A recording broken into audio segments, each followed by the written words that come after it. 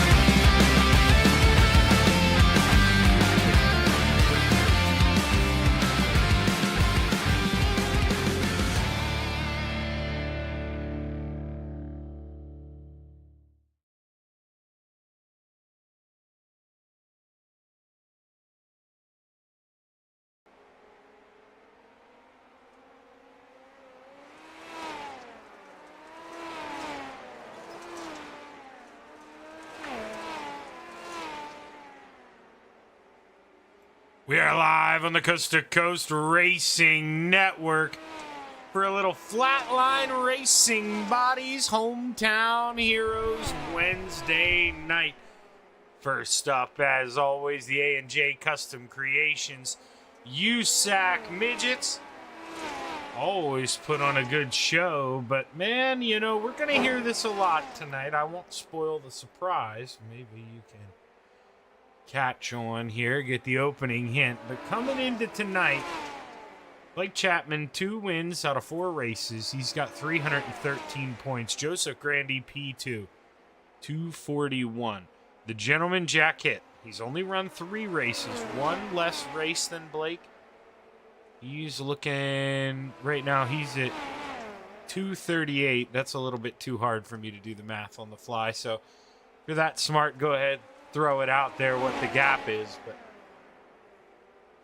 you know, Jack Hitt still in contention. He was your series winner here in the midgets last season. The gentleman always good. He gets in these wingless, man, as they're having some fun. Let's watch that. 3-4 wide here rolling around. That's Terry Landis, Joseph Grandy, and Steve Maurer. Maurer, the man in the middle of that 888. The Jeter machine gives him a little bump. The 161. Terry Landis looks to the middle. Oh boy, they better save some of this here for the feature. Oh, lots of good close racing here in warm-ups. But that's the way you learn. That's the way you get a feel for the guys around you. Drivers taking full advantage of the time they have here in practice, which should be coming to an end here soon. Right on cue, checkered flag waves. Man, I couldn't have timed that any better. As we get ready to roll into qualifying here. Have to see who brings home quick time. It's been... I don't think I can look at the qualifying record on here. Looking at it. No, at least not quick, but Blake's been towards the top. Terry Landis, I believe, maybe snagged the pole. We'll have to see. Who's out on the racetrack first? B-Temp, Brandon Templeton here in the 31. Let's see what he's got to offer here as he takes the green flag. Through sector 1 and 2. Brandon Templeton, purple, you see there on the bottom of the screen. What's the time look like? Purple coming off a 4. That's going to be quick time for the moment. Brandon Templeton, 13:05. Mr. Wednesday night, able to bring home a win last night in the retreads at Eldora, currently P4. The gentleman Jack hit. He comes around with a real banger of a lap, but that didn't last long. Oh, yes, it did. He took it right back. Grandy took it, but the gentleman answered with an even quicker second lap. But look, purple on the bottom of the screen. What do we see for Blake Chapman? P3 right now, the salesman. Can he improve? Final time through 3 and 4, slower through 1 and 2, quicker through 3 and 4. Not going to be enough for the salesman. P3 is where he's going to qualify. Jack Hitt, Joseph Grandy, Blake Chapman, Brandon Templeton, and Anthony Morano, your top 5.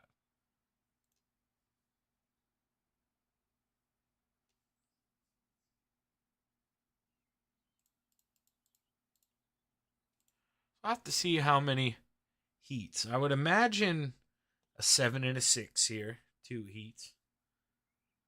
But who knows?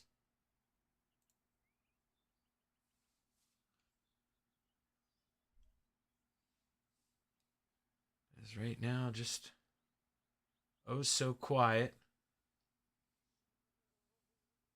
Qualifying, I believe, has come to a close here. If we bring this back up, yes, it has. And there we go. Let's take a look at the starting grid for heat race number 1 for your A&J Custom Creations. USAC Midgets. Running out the field, starting P7 in the 7, Bob the Good. Outside of row number 3 in the 390, that's Mike Brewer. Into his inside, the General. In the 87, Andy Patton. Row number 2 to the outside, the 217 of the pole sitter, the gentleman Jack Hitt. And to his inside, or pole winner, excuse me. And to his inside, the salesman in the 20, Blake Chapman.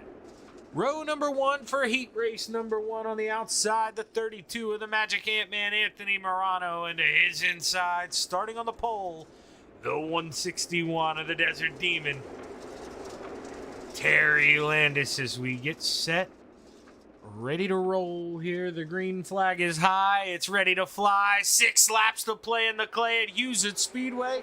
Heat race number 1 underway. Yeah, man, looking to make a push here on the outside early. He gets a good run down the backstretch, but pay attention to row number 2, the 217 and the 20.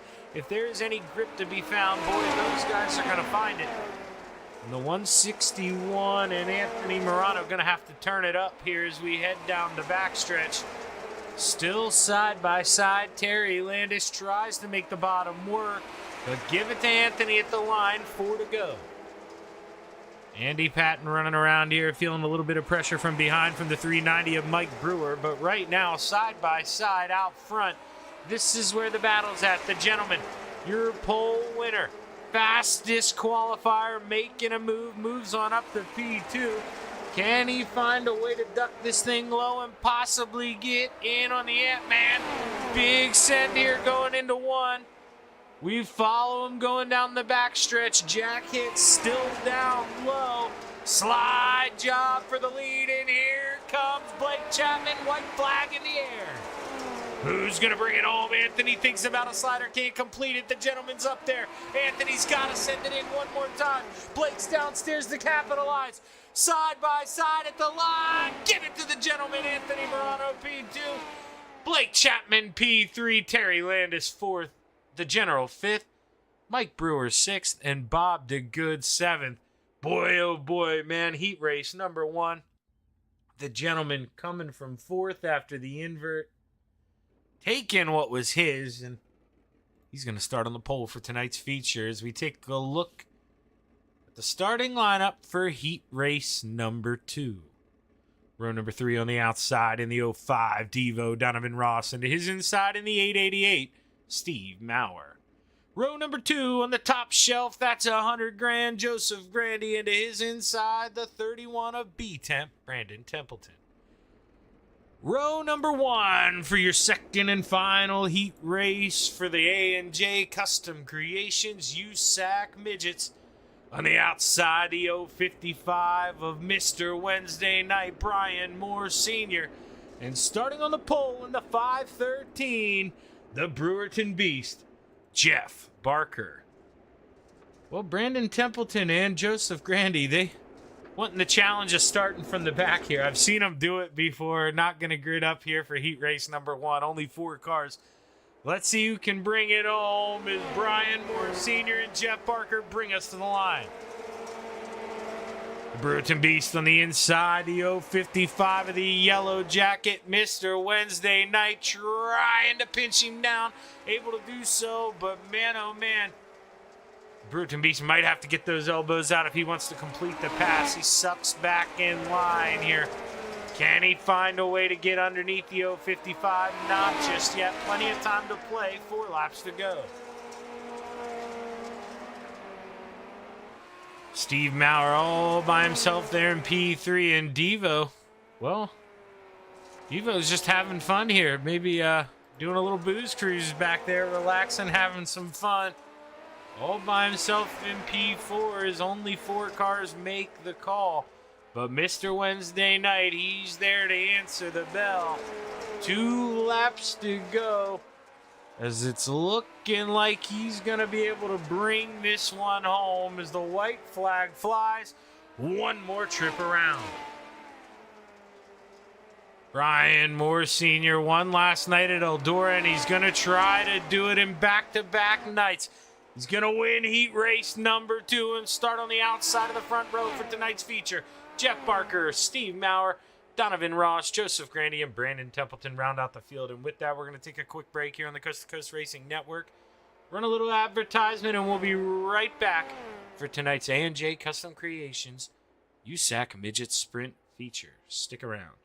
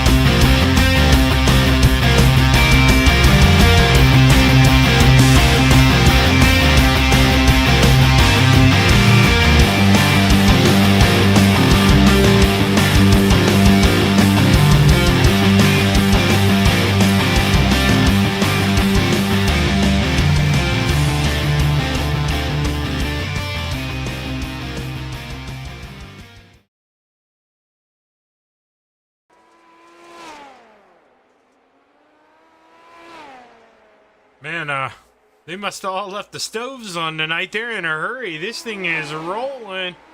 Less than 15 minutes in, we're about to get ready to go into tonight's feature. As you see there, the clock comes to a close, and the Gentleman Jack hit. And Brian Moore Sr. are going to be row number 1, but let's wait here. You know how I like to do things. Start at the back. Let's take a look here at tonight's starting lineup for your A&J Custom Creations USAC Midgets. Rounding out the field, starting P13 in the 7, Bob DeGood. Row number 6 on the outside, the 518 of 100 grand, Joseph Grandy, into his inside, the 390 of Mike Brewer. Row number 5 on the top shelf, the 31 of B-Temp, Brandon Templeton, and to his inside, the 87 of the General, Andy Patton. Row number 4 on the outside, the 05 of Devo, Donovan Ross, and on the inside, the 161, the Desert Demon, Terry Landis. Row number 3 on the outside, that 888 of Steve Maurer, and to his inside, the Salesman in the 20, Blake Chapman. Row number 2 to the outside, the 513 of the Brewerton Beast, Jeff Barker, and to his inside, the 32 of the Magic Ant-Man, Anthony Morano. Row number 1 for your A&J Custom Creations Midgets. Here at the Huset Speedway on the outside of the front row in the 055 Mr. Wednesday Night, Brian Moore Sr., and to his inside, the 217, the Gentleman Jack hit. Well, Jack got the pole tonight. Had to suffer through the invert there in heat race number 1. He didn't care, passed 3 guys on his way to an amazing last lap pass there in heat race number 1. Those guys really put on a show. Anthony Morano had a little part in that, and so did the Salesman, Blake Chapman, your first drivers on the inside there in the front 3 rows. Gonna be a good one, always is, here at the Huset Speedway. And normally we've seen it become a bottom-dominant racetrack. We'll see if the top rolls in at the end. Plenty of time to figure it out here as we roll through 3 and 4. The green flag is high. It's ready to fly. 25 laps to play in the clay at Huset Speedway. Your A&J Custom Creations feature is underway.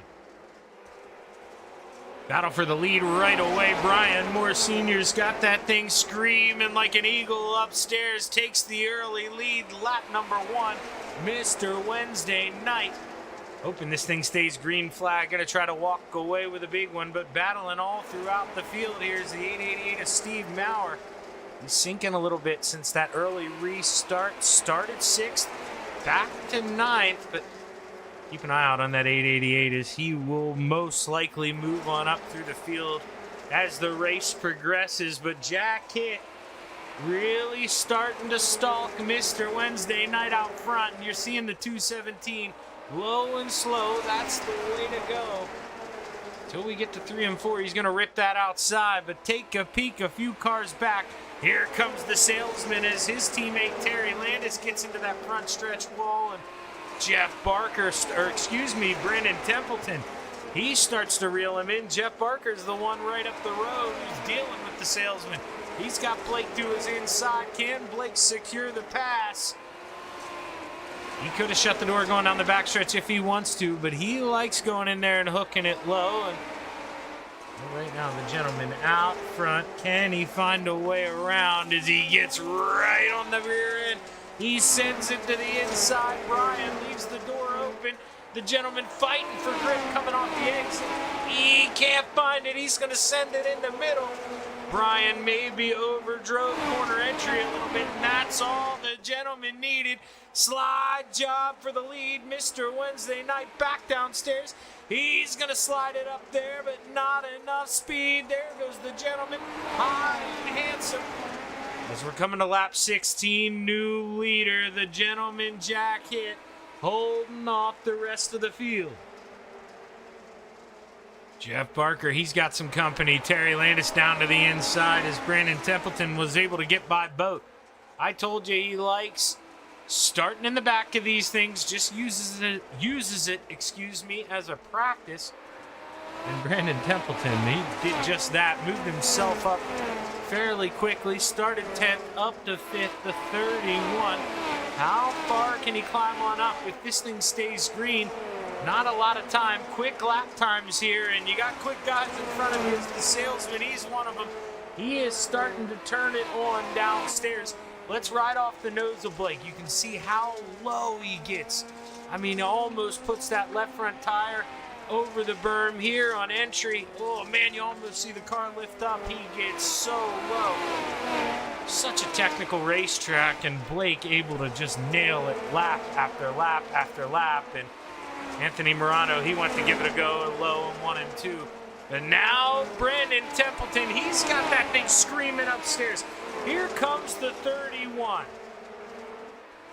Brandon Templeton needs a caution now more than ever. That dirt track bank 31 is really quick, but he's got a train in front of him. He's got to go low now. Maybe not where he wants to be, but he's got to find a way around. Brian Moore Sr. makes a hiccup in front of Anthony Morano. Brandon Templeton 2 for 1 here, coming to 9 to go. Can he hold him off? This is going to be important. No, Brian Moore with a slide job. Brandon Templeton counters back. He's got Blake low. Side by side as we enter 3 and 4. Brandon Templeton, he's going to have it at the line with 8 laps to play. What are we looking at here? Let's pause this on the backstretch. Look at it. He can close that down. That is a second gap. That's nothing in dirt track racing. Let's see what Brandon Templeton can do. But there's a hiccup right there. Gets over the berm. Blake Chapman looks back to the inside, and he puts on a battle here for P2. I know that's not what they want to do, but you almost got to work together if you want to run down Jack and just go out at the last lap. But they aren't going to do that. They're going to race hard, and Jack's going to love every second of it. 5 laps to go this time by. Jack hit, just ripping that outside. Calm and collected. Meanwhile, we got these guys running side by side. Blake, you know how he likes it, down on the bottom. Brandon Templeton ripping that cushion on the outside. 2 ways, but the same goal. And Brandon Templeton has got the advantage coming out of the corners, but such a wide entry that Blake makes up a little bit more time on entry. But I think you're starting to see that grip really fade downstairs, and coming with 2 to go, the gentleman, he's going to be excited to see those 2 fingers in the air. He's only got 4 or 8 more sets of turns until he brings this thing home. And you see Terry Landis there battling to the inside of the 055 of Brian Moore Sr. there, 3 wide almost as the white flag flies. Jack hit. Coming down the backstretch for the final time, got the pole, went from 4th to 1st in his heat, started up front, and that's all he needed. He brings home the AMJ Custom Creations feature at the Huset Speedway, followed by Brandon Templeton. Blake Chapman rounds out your podium. Anthony Morano and Brian Moore Sr., your top 5. Brandon Templeton, I know. He loves the challenge, but man, oh man, he may be kicking himself here. Possibly could have won this thing if he didn't dig himself in such a hole starting in the back. But Brandon, he's a great sport, great run to the front. And Jack hit just proved to be too much out front in that Hooters 217. No caution flags here in the midgets. So I know those 3, they're going to be a little tired. We'll let them catch their breath. Give him that extra moment. Then we'll see if we can't get a word with the salesman, Blake Chapman.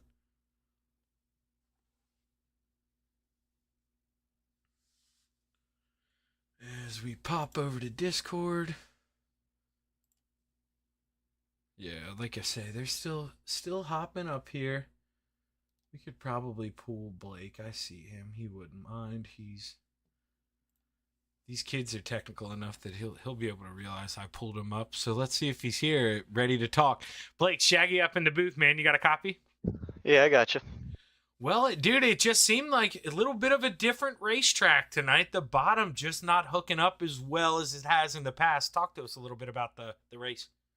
Yeah, I think it was still pretty good down there, but I think it was pretty good really everywhere you went on this track. And the top was just a little too fast, had a little too much momentum if you were hitting it right. And we went up there for a little bit, but it was just kind of follow the leader. So we went back down, and Brandon started racing those guys there in second and third, and that allowed us to sneak up there and get to third as well. And I was hoping that maybe we would have got a caution there at the very end, would have made things interesting for us in the top three for sure. Yeah, does the heart skip a beat there when you see Brandon go by on the outside? And he had to throw that crossover there, try to get under those guys, but it opened the door. What are you thinking when you see the C's part? Yeah, I'm just hoping that everybody can keep it straight and keep it out of each other, because you never know with these cars. One wrong move and it can really throw you for a ride. So, but it was really clean tonight. Shout out to everyone running. Hopefully we get a couple more guys next week, but it was a lot of fun. Yeah, man, and at the end of the day, kid, your points racing, another podium. That's going to add to the list. I know the guy you're racing out front, one less race than you, but about 100-point gap, so fairly even here. Probably when we add a drop week, but man, we're due for a good season. Great race tonight, Blake. I imagine the first of many podiums here tonight. But before we kick you out, man, who you want to thank? Yeah, I got to thank the family for watching. Got to thank all the guys on the Kite Sim Racing team, especially Terry for running with me tonight. I got to thank Preston at Epsilon Sprint Wraps and Andy at AJ Custom Creations. Got to thank Jack Hitt for the admin tonight. Got to thank Flatline Racing Bodies for sponsoring Hometown Heroes. And of course, I got to thank Galen's Gourmet Popcorn. You can head over to their website and use code CART, that's C-A-R-T, at checkout for 15% off some of their very delicious popcorn. And of course, I got to thank you for putting this broadcast on, Shaggy. Well, hey, great run, Blake. Good run here, man. You guys were fast tonight, and maybe a late race caution mixes things up a little bit. But, hey, flag to flag, good race tonight. Congratulations. And like I said, hope I'm talking to you again, man. I hope so. Thank you. That's Blake Chapman, your P3 finisher. And now we bring up the man who, Brandon, I'm just going to outright ask you. I know you and Patrick, you love the challenge. You love the challenge. You don't run some of the heat races and you like starting at the back of the feature. But when you race your way up to second in a caution-free race and you're that close to the lead, you regret not running that heat race at all? I would have ran the heat race. That was not intentional. I think my VR connected or something. It just kind of froze and went black, so I had to reboot it all. And just, figured by that time I missed my heat and I got in right in time for warm up. So at least I got some laps. But that did make it really fun. You could go a little bit everywhere on the track. I felt like the top side was a little bit faster in a whole lap. But if you could slide a guy and then go back to the top, you could pick them off here and there. So it worked out. No, and man, you had the move of the race. I asked Blake a little bit about it. You're stuck there in line. You're running behind Blake. Say enough's enough. You go up top. Then you get the train up top. How are you feeling? You throw that move in 1 and 2. You made it stick on the bottom, and all of a sudden, man, you get a 2-for-1 as you enter 3. I mean, that thing was a rocket ship. Yeah, I didn't really expect it to go that well. I was just kind of throwing it down there, testing the waters. And sometimes it's like, oh, wow, that worked out. I don't know if they messed up a little bit or if it was actually that good of a line. But after that, man, it looked like Blake was really making up time on the bottom of 1 and 2 when he was diving in under there. And then I was making it up in 3 and 4. So several times I tried to, do the low in 1 and 2, high in 3 and 4. And to be honest, Blake was just getting under there. I wasn't confident enough to get it right down on the berm because I didn't want to take him out, and he was squeezing me up into the slick. So that was just a lot of fun racing. Well, man, I know you're not a cocky guy, but I got to play devil's advocate here. We get a caution with 2-3 to go. You think we can bring this thing home tonight? I mean, you were pretty dang quick out there. I think it would have taken a couple laps to get a little momentum, unless Jack just totally went around the outside and into turn 1, then I might have had a chance to clear him out of 2. But, he was on a rail up there. There's a reason he was in the front all night. So, kudos to him. That was a good race. So, good job. Yeah, it definitely was, man. Flag to flag. You guys put on a good show. Great hard racing. Congratulations on the P2, Brandon. Before we kick you out of here, you know the drill, man. You got a lot of nice sponsors on that thing. Who you want to thank? I gotta thank Malvern Bank there in Malvern, Iowa, Dirt Track Bank, for supporting us in our sim racing adventures, and a bunch of old guys out here just having some fun on computers, and it's just a lot of fun. It does a lot of good for the soul. So thanks to them for supporting us, getting us out here. Got Your Six Racing Network, Joe, Friday Night Lights, the guys at Hammer Down, Kurt, Joe, Brian, everybody here at Home Extreme Images, Maley's Makery, Hogan Land and Lawn and Landscaping, everybody watching at home. Thank you, Zach, for doing the broadcast. It's been a while since I got to do an interview, so that's good. Well, man, I got a feeling that drought's coming to an end. You've had a lot of unfortunate luck, and it's got to go the other way here eventually. So great run, Brandon, and I hope this is the first of many here to come. Thank you. That's Brandon Templeton, your P2 finisher. And now we get to bring up the man who he had to run the daycare tonight. He was admin. He didn't care. He went out there, got the pole. You knew you'd have to deal with the invert. You didn't care. You went out there with an amazing last lap pass in the feature. And, Jack, you just walked the dog tonight, man. That car was fast. How'd you feel? Felt good, man. Knew I needed to get a good starting spot in the feature. Did that and did what I had to do. Yeah, we saw you play patient there those first couple laps. Brian gets that good run out of 1 and 2, and I know you know better, Jack, but, how important is it just to be patient there? Just let him do his thing and then sink your teeth in and go to work. Yeah, we only have 25 laps here, but it's still more than enough time to get around one guy. I knew it wasn't going to be easy with Brian, but all the confidence in the world that I knew I'd, find a spot at some point and try to get away from Blake, and did that.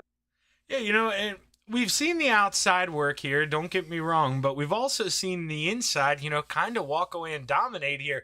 What was it about the racetrack tonight you think that made it so racy? I don't know. I've probably been here about a handful of times now, and it just seems like you can almost run anywhere as long as you just get that good drive out of the corner. Slider, inside, outside. You can diamond it, really. It was a couple weeks ago that worked really well for me. Not really sure what it is. Fun track, and maybe some guys should come out next week and see if they can figure it out for us. Yeah, Jack, I suck at math here, but when they do the drop weeks here, you're going to be 2 for 4. That's pretty darn good, and I think you're going to have this points lead. It's going to be pretty close, Jack, but between you and Blake, I look forward to a heck of a battle this season. Congratulations on the big win, man. Who you want to thank? I got to thank you for putting on the broadcast. Of course, everybody that makes the league go around, all the guys showing up, putting on a green to checkered race. And, of course, got to thank my wife for giving me time to do this. Well, Jack, congratulations, man. And, it's nice to see one of the fellow admins win. A guy that does a lot of behind-the-scenes work, Jack does. He may not take credit for it, but he's one of the gears to keep this thing rolling. So thanks for that, Jack, and congratulations on the win, man. Hopefully I'm talking to you again soon. Yeah, hopefully you can get those gambler guys out here next week. Yeah, dude, I messaged Steven, and I forgot. He got a new job, so he's working. He's in that first week. I think he may be able to later, but he's got those weird training hours. But I'm on him about it. Well, Gambler, FTM, whoever it is, let's see if anybody's got something for us. That's what I'm saying. Congratulations, Jack, and way to issue the challenge there. Thanks, bud. Jack hit your feature winner here in the A&J Custom Creations USAC Midgets. And with that, we're going to take a quick break here. We're going to load them up and unload the 360s to play in the clay here at Huset Speedway. Stick around. We'll be right back with part 2 of 3 for your Flatline Racing Bodies Hometown Heroes.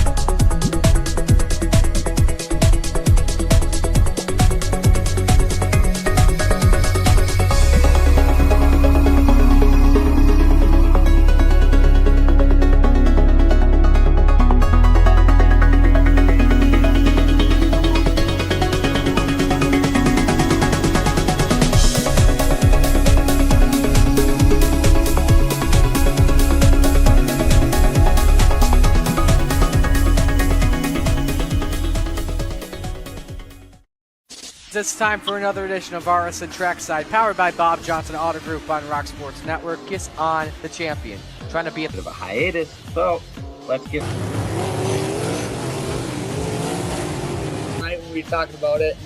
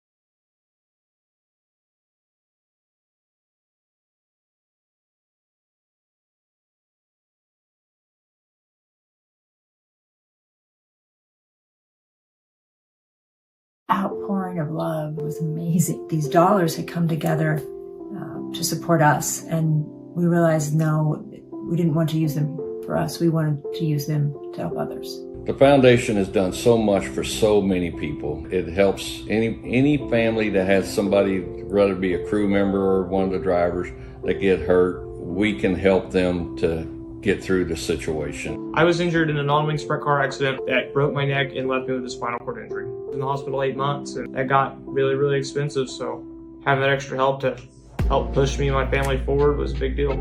I was involved in a pretty gnarly sprint car crash. Found out my brain was swelling and bleeding. Pelvic bone was broken. I had 2 cracked vertebrae on my back, and I was in the ICU a little over a week. The Steve King Foundation reached out to my parents. We received a donation from them. Immediately they started me on what's called neurofeedback, and insurance did not cover the neurofeedback appointments. So we received another donation from the Steve King Foundation. It really helped a lot, and I just want to say thank you from the bottom of my heart to the Steve King Foundation for everything that they have done for me. This last Sunday, I got to turn laps in my modified here. That was my first laps back in a race car since the accident, and I truly believe that if it wasn't for the Steve King Foundation, I wouldn't be able to do that or be where I'm at today. Yes, Steve's death is the reason the foundation exists, but it's Steve's life, and it's the lives of racers everywhere, is the reason we're able to do the work we do.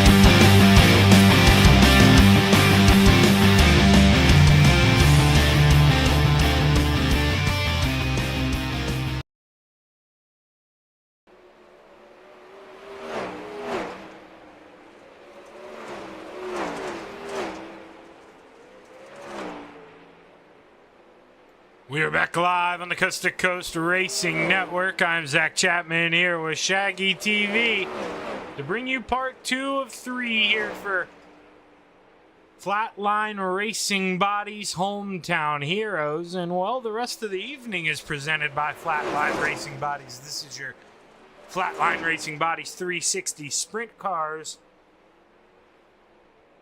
Blake Chapman, he's been stealing the show this season. In the 360s, 4 races, 2 wins, 308 points. Joseph Grandy, 265, the man in P2, and the general Andy Patton, right there at 249 in P3. Other drivers who have won this season, you ask. Okay, fine. Joseph Grandy, he's won 1. Terry Landis, he won in an upset a couple weeks ago. Blake Chapman was running around up front. Contact with a lap car put those dreams aside, and well, we've got 5 more minutes to kill here. So if you've got to go to the bathroom, get a drink, pop some of that popcorn, or maybe you got some Galens in the cabinet. Drivers get till 1:15 here to register for the session, so not going to call it here too early, and we do have a couple guys coming in. Patrick Spangler hasn't put a time in. Gavin Chatham, add him to the list. There's 2 other guys who will be here later this evening. And Dino, is that Dean up here? Yeah, it is. What's up, Dean? Yes, it is. Hey, Shaggy, just wanted to let you know, because we got done early with the midgets, we can't advance till 7:45. Yep. So I just wanted to let you know on that. That's all. No, you're good. You're good. I was just running my mouth about it. But, dude, why have you in here? What's it take here to win tonight? How do we get Blake off that top step? Well, Blake just runs his bottom here like nobody's business. And, it's going to be interesting, though, with the quicker warm-up session. The track's got a little bit more bite, so it'll be interesting to see if the top goes away, that will bring the bottom back for Blake. Not that Blake can't run the top. He sure can, But it's going to be interesting. You got Gavin Chatham here, and you got Patrick Spangler's coming back, and, so there's going to be a lot of heavy hitters. And, of course, you can't forget Mr. Wednesday, Brian Moore. He always runs well here, too. So this should be a fun deal tonight. Yeah, and just a little insight here, just to pick your brain a little bit. I mean, you said it yourself, a fresher track. Do we see ourselves moving the wing much tonight, or just going to wait until the feature? I'm going to, mine's staying flat until I need to move it back. And even actually during the feature, I don't think I ever move my wing past a 1 here anyways. These fixed sets are still really pretty good, where you don't have to tinker with the wing much. Now, you might have to on like a Slick Eldora or a Lanier or something like this. But this track, normally, even though when it slicks off, you have a top and you have a bottom with some grip. And I think you just want to keep the wing flat. At least I know Blake does, and I don't think I ever seen Gavin move his back, and I don't think I've gone past a 1 myself. Well, just shows how bad I am, Dean. I'm always trying to slide that thing back for safety. We've talked about this before, too, and, the way the setups are now, moving that wing back's a crutch. And I try to tell people, straightaway speed is so important with these cars now that, you just got to feather it a little bit more in the corner, but you want to keep your straightaway speed, and the only way to keep your straightaway speed is to keep that wing flat and keep it forward. We talked about this. I watch guys when I'm sitting in line, they all of a sudden start moving their wing back, and I get it. Track's slick, and they feel a little bit more comfortable, but you lose your straightaway speed, and then when you go in the corner, your car pushes, and then you're overcompensating, and then you're loose coming out. You're better off just leaving it flat and trying to learn how to do that. That's what I said to Clay. Clay doesn't move his wing back either at all anymore. Look how good he's getting in sprints. Yeah, no, definitely. If you can master it with, even turning the car with just goosing it a little bit with the throttle, that's definitely the way to do it. But, man, that's why I'm up here and you guys are down low. Well, I don't know if I do it right. I might sound better than I look on the racetrack, but, sometimes we just have to look good. Well, Dean, we're hoping you look good tonight, man. It's almost 1:15, so if you want to run back home, you can. But I appreciate you for stepping up. No, just wanted to let you know, so kill some time, and I'm always happy to talk to you, Shaggy, and hopefully I'll get to talk to you a couple times tonight. Yeah, man. Good luck the rest of the way. We'll be rooting for you. Thanks, brother. Nice of Dino to come in and visit here for a little bit. Now, he didn't know that I was in the middle of telling you guys that I knew we weren't going to go till 7:45, but I'll tell you what. Love Dean. He's a great guy, and really that whole FTM group, they've welcomed my questions with open arms. They're a huge help, and really anybody who needs a little help, throttle control or whatever, obviously they ain't going to dump out all the tricks in the bag, but they'll get you enough to get to where you can learn to play a little bit. And great job of keeping that competition here at a good level, and I think that's why we see so many people come back over and over season after season here to the Coast to Coast Racing League. I know I got started right before all that COVID stuff hit and ran into some people who brought me in on their team here. I'm since gone with them. I'm with a new team, but I'll be forever grateful they brought me here. And I have been around Coast to Coast probably for 4 years now, 3.5, something like that. It's been a great ride, and hopefully everybody keeps coming around for some more as we get ready to roll into your flatline racing bodies 360 sprints qualifying. Let's see who goes out on the racetrack first. It's a battle right now between Devo and Andy Patton, I think. We're going to go give it to Devo here. I think he's a little ahead. So see those laps come in here. The opener will stick around Medivo. Rolls the high side through 1 and 2.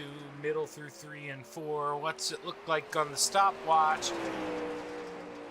Devo going to bring it in. Currently P3 is Brandon Templeton in that 31 rolls around. He's got the quick time, but Dino, what can he do here on lap number 2? Can he find some more speed? The 79 comes across the line.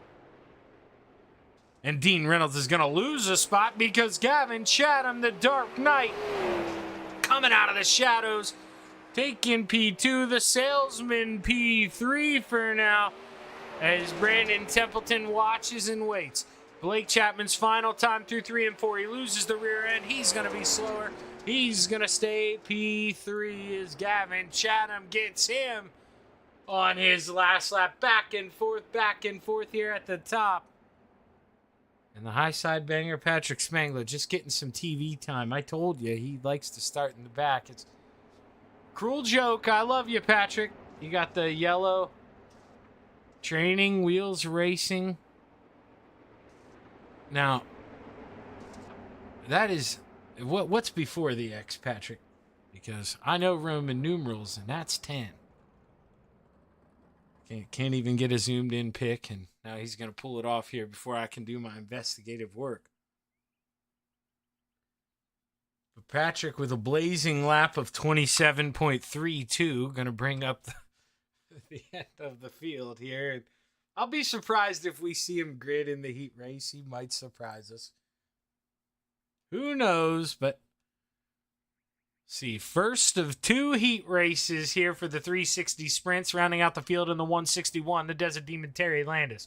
Row number 3 on the top shelf, the 390 of Mike Brewer. And to his inside, the 05 of Devo Donovan Ross. Row number 2 on the top shelf, the 31 of B-Temp Brandon Templeton. And to his inside, the Salesman in the 20, Blake Chapman. Row number 1 for heat race number 1 in your flatline racing bodies 360 sprints. On the outside, the 87, the General Andy Patton. And starting on the pole, the 94 of Gary Offit. It's the General, there he goes. Just gridded up. We were waiting on him, but he decided it was time to show up, and well, the overlay decided it was time to start giving me trouble here, so we're gonna do a little business here on my end. If this pauses, my apologies. Sometimes when I bring up the new software, it'll pause. No, it's just gonna bring up the iRacing background. Real easy to get rid of. We'll refresh one more time. And hopefully we're good to go here for the rest of the night as we roll down the backstretch for the final time. Heat race number 1 set to be underway. The green flag is high. It's ready to fly. 6 laps to play in the clay. Heat race number 1. Who's going to start on the pole? Blake Chapman making quick work on the inside. Started third, looking to move on up to P2, possibly first. Gary Offit ripping that top shelf as they enter in. Blake's just got the nose ahead of the general, but Andy's fighting back. That Inferno Motorsports 87. Not going to let him go by easy, but give it to Blake at the line as Gary Offit tries to hold on. He's rolling that outside, looking pretty good in the 94. Battle on behind. Devo feeling the pressure from the 390 of Mike Brewer. All behind them. A guy who we said has won a feature. Rolling around the back here at heat race number 1, the 161 in the Jeters machine. Terry Landis looking to make a big improvement here in the final 2 laps. Through 3 and 4, Blake Chapman and Gary Offit see that white flag fly, the 94. He's got 4 more sets of corners to hold on. Blake Chapman gonna look to the inside. At final time through 3 and 4. The 94, Gary Offit gonna take home heat race number 1. Blake Chapman, P2, Brendan Templeton, Andy Patton, Donovan Ross, Mike Brewer, and Terry Landis round out the field. As we get ready for heat race number 2, it's going to determine the outside rows for your feature here this evening. Running out the field in the 39, the high side banger, Patrick Spangler. I'll be surprised. Oh, man, he actually made the grid. We'll see what he does. If he passes people, I'm going to be shocked. We may get the earth may freeze over. Row number 3 on that top shelf, the 7 of Bob DeGood. Into his inside, the 513 of the Brewerton Beast, Jeff Barker. Row number 2, FTM Motorsports on the outside and inside. Gavin Chatham on that top shelf and Dino on the inside. Row number 1 for heat race number 2, the 055 of Mr. Wednesday Night. Brian Moore Sr. on the high side, and starting on the pole, the 814 of Brad Wade. And it's still stacked over. Anyway, I'm glad I have time to refresh it for you. Because I don't for me is because the green flag is high. It's ready to fly. Heat race number 2 underway. Brian Moore Sr. and Brad Wade lead the field into turn 1.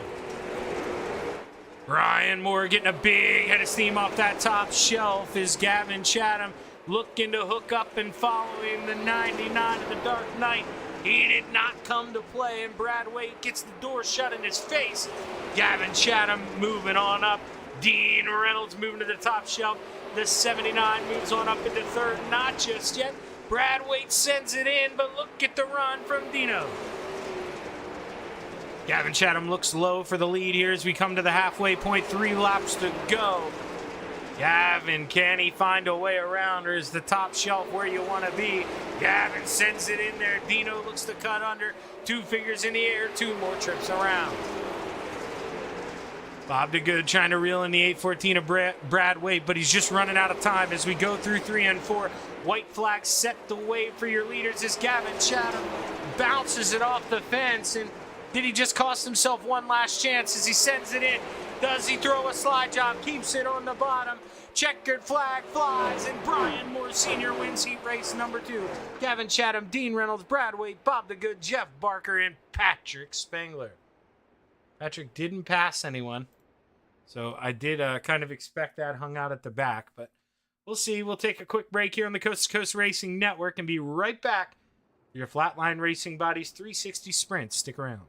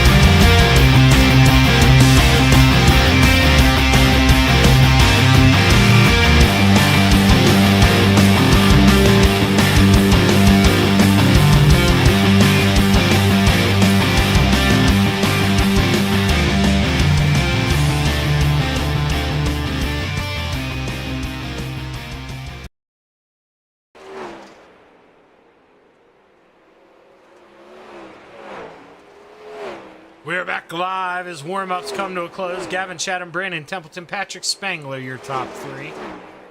Blake Chapman, Andy Patton round out the top five as we get ready to go here for tonight's Flatline Racing Bodies 360 Sprint Car feature at the Huset Speedway. Let's take a look at our starting grid tonight.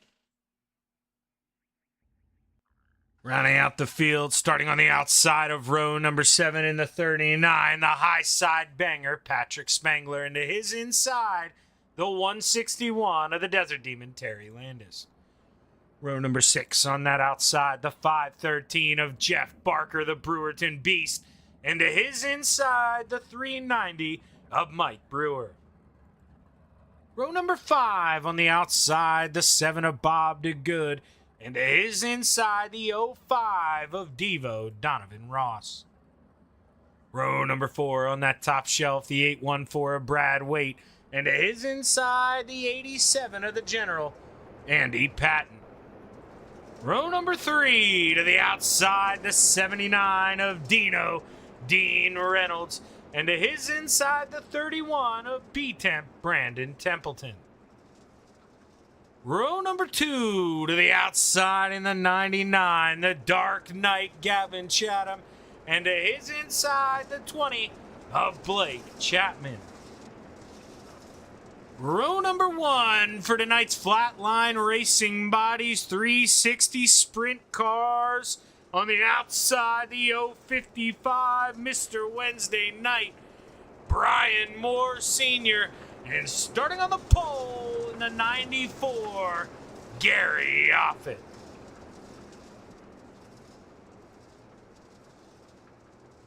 As the 94 gets ready to bring us to the green flag, Brian Moore Sr., no stranger to starting on that front row, and look for the 55 to take advantage of that early grip through row 1 and 2, swing it to that top shelf, and look for an early lead. But let's see, the green flag is high, it's ready to fly. 25 laps to play in the clay at Huset Speedway, we're underway.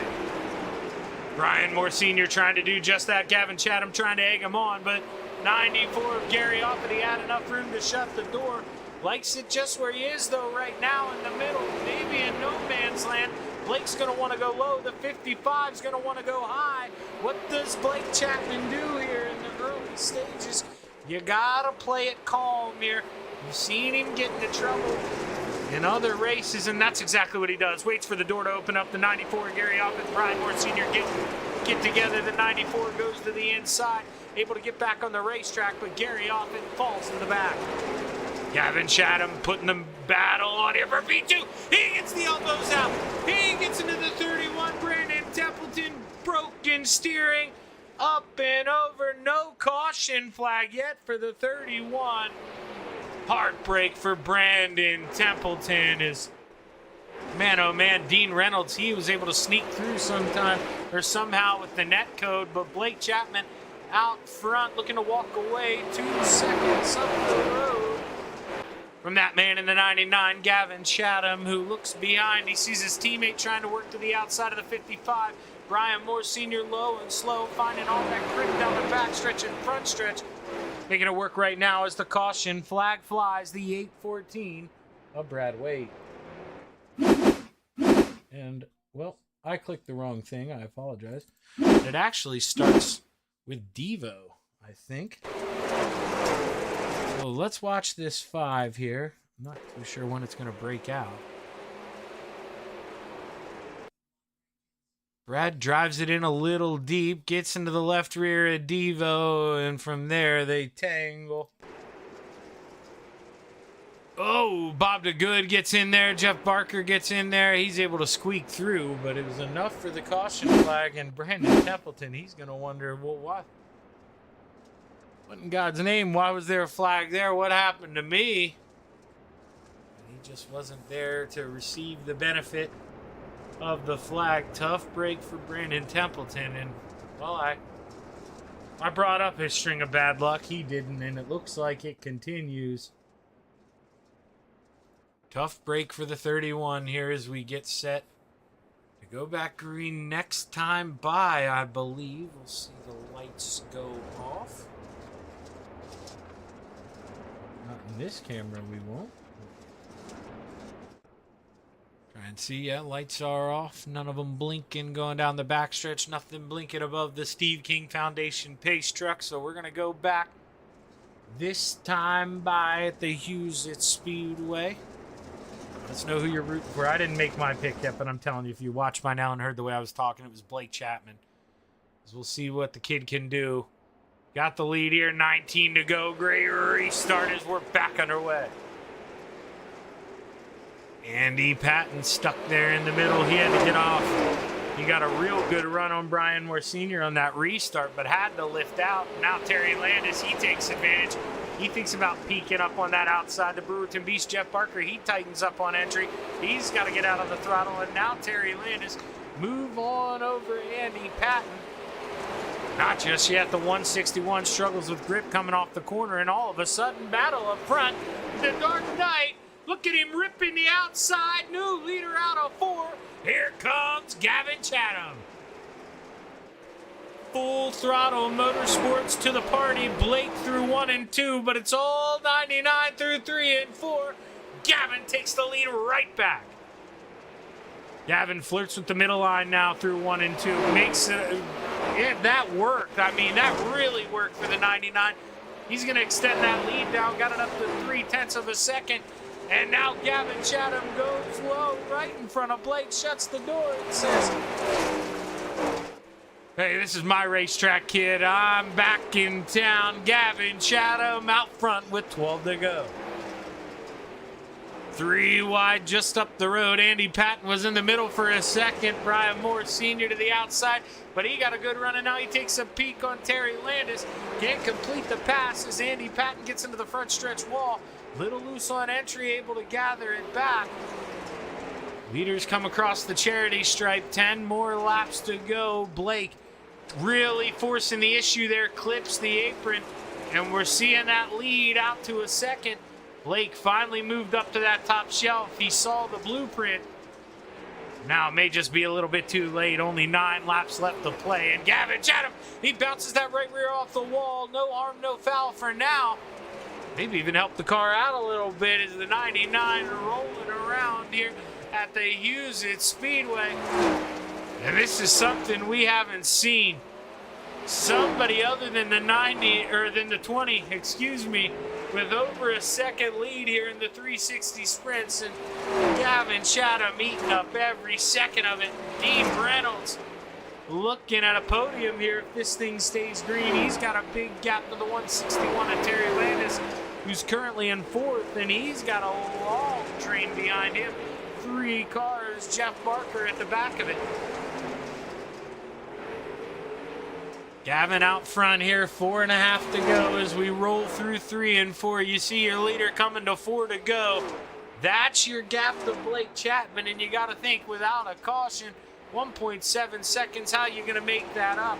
But the answer is you're not. You're going to need the 99 to make a mistake, or you're going to need a caution. 3 laps left to play. 1 3/4 second lead for the Dark Knight.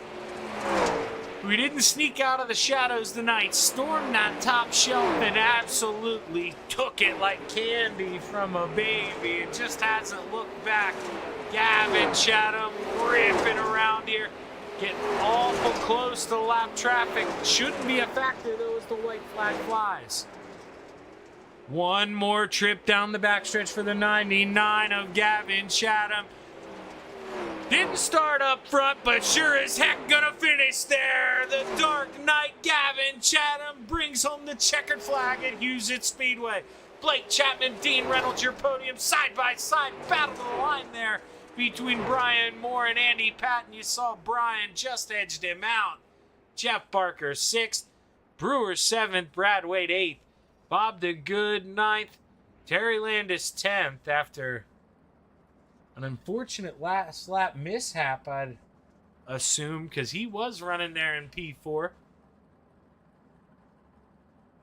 But another great race here at the Huset Speedway. This place has just been lights out with great racing here all season and with the Hometown Heroes. And we absolutely got another one here tonight. And, you're thinking, interviews, I'm going to get out of here. No, you're not, because we're not done. We got the 410s coming next. So stick around for these drivers' interviews. Watch a little advertisement. That's what pays the bills. And after that, we'll be back out with the 410s. But it looks like I got a guest up here. A man who came up, updated us. And, Dean, you're in that podium spot. It was a long race tonight. Only a couple cautions. How you feeling? Yeah, actually only one caution. And oh, that's right, one. It should have been two. Brandon Templeton, I've got that in my head. He got hosed pretty bad there without that caution. Well, He was sitting still. And I actually neck coded right through him too. So yeah, I'm it was like, crazy. It was so crazy. I'm like, whoops. So, no, I tell you, a little more tired than normal because you're up on the wheel. Because like we talked, that track had more bite than normal. And I was staying with Blake and Gavin for a while, and then I nailed the turn one wall hard and wrecked my steering a little bit. And then I said, you know what? I'm not going to catch Blake no matter what I do. Let's just, I started going to the middle. And I said, let's bring it home to three, top three. Finishing third behind these two guys. I'm okay. I'm okay with that. So, we'll take that and, we'll just move on to the 410s.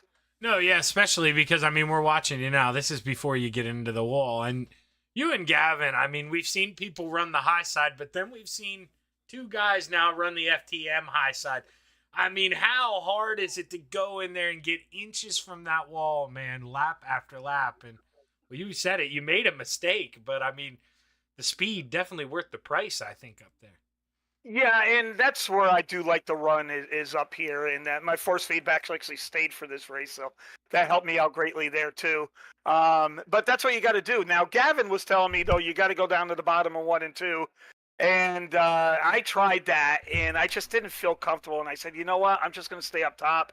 Maybe the bottom will wear out a little bit, and the top will come on in, but sometimes I just can't switch lanes real easy like these guys can. If I run the top for like 15 laps, I all of a sudden can't go to the bottom. And because I overdrive the bottom. And, so I just stayed up top until, like I said, until I hit the wall there. Actually, I hit it twice. And, it was about 4 laps to go. And I said, oh, boy. I said, you know what? I'm just going to roll this middle and just bring her home for third. Well, Dino, you're able to do exactly that. And when those guys up front are putting down times like that, you got to be happy just to keep them in that front or that, out the windshield. And that's exactly what you did tonight. Great run tonight, Dean. Congratulations, man. Who you want to thank?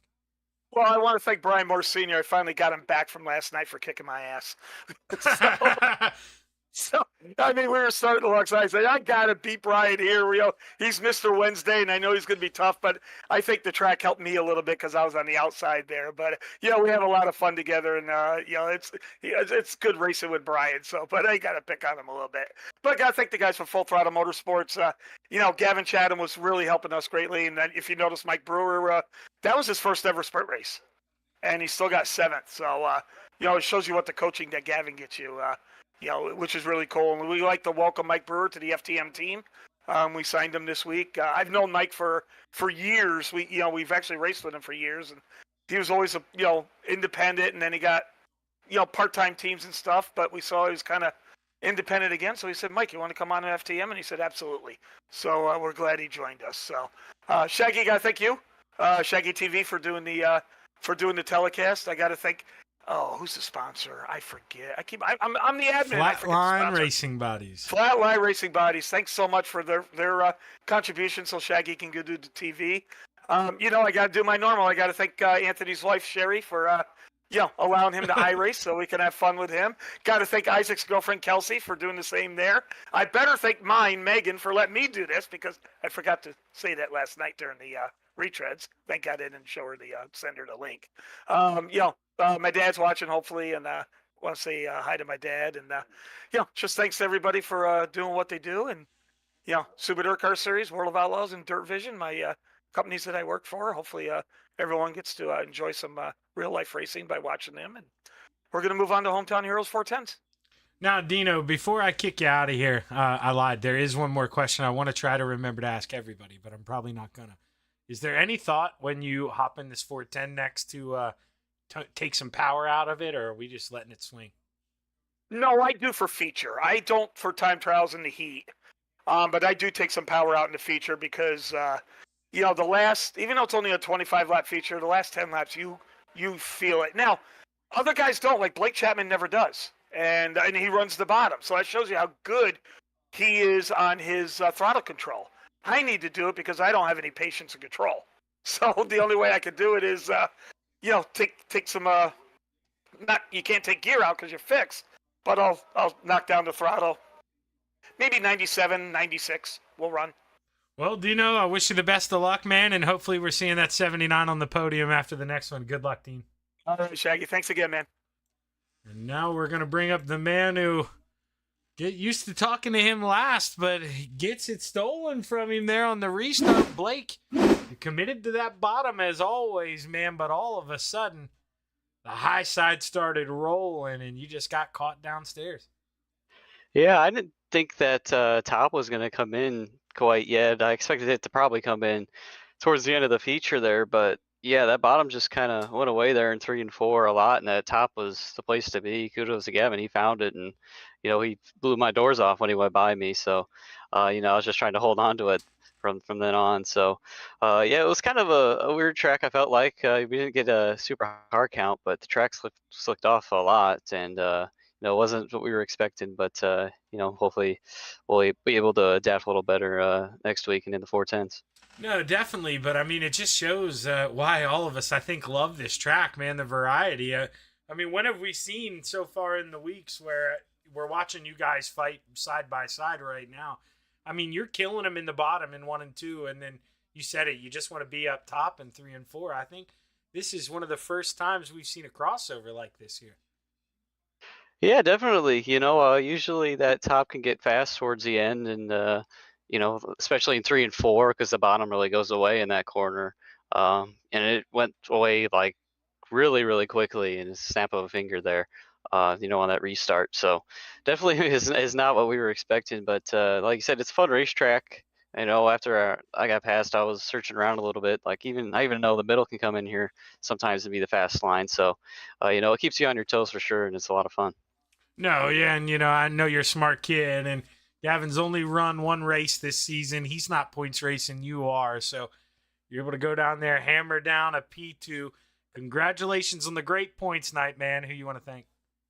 Yeah, I got to thank the family for watching. Got to thank all the guys at the Kite Sim Racing team, especially Terry for running with me tonight. Got to thank Preston at Epsilon Sprint Wraps and Andy and AJ Custom Creations. Got to thank Flatline Racing Bodies for sponsoring Hometown Heroes.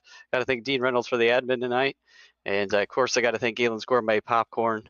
You can head over to their website and use code CART at checkout for 15% off some of their very delicious popcorn. And I got to thank you for putting this broadcast on every week, Shaggy. That is good information to know. I didn't know Dean was the admin. Now, that should make everybody want to admin. Admins are 2 for 2 on the podium tonight, so we'll see if we can keep it rolling here in the 410s. But good luck, Blake. Hopefully, man, we can keep those misfortunes behind you here in the 410s. I look forward to talking to you again. I hope so. Thanks, Shaggy.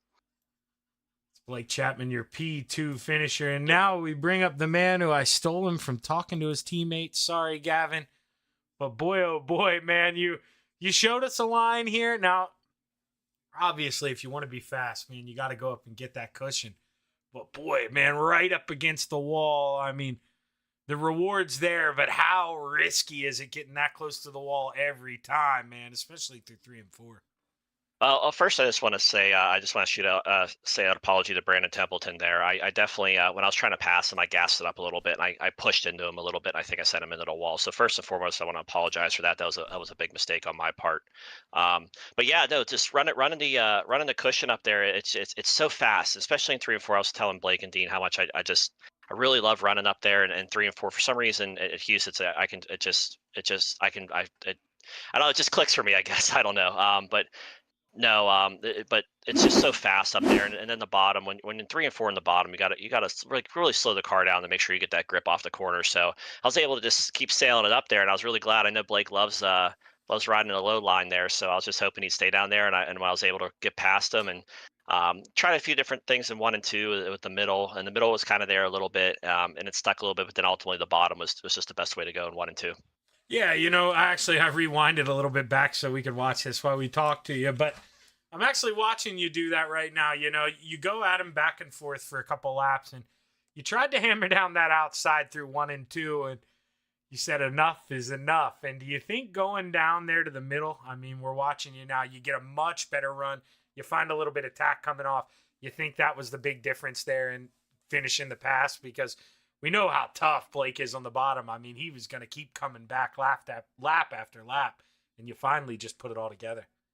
Yeah, Blake's no slouch for sure. He's fast, he's smooth, and he knows what he's doing. And yeah, just ultimately knowing when you need to switch your line. The top was starting to get a little bit rougher, and especially 1 and 2, the top's kind of has a weird feel to it, where the car will kind of push going towards the wall coming off the corner if you're running the top. So you kind of got to kind of feather it a little bit or angle the car.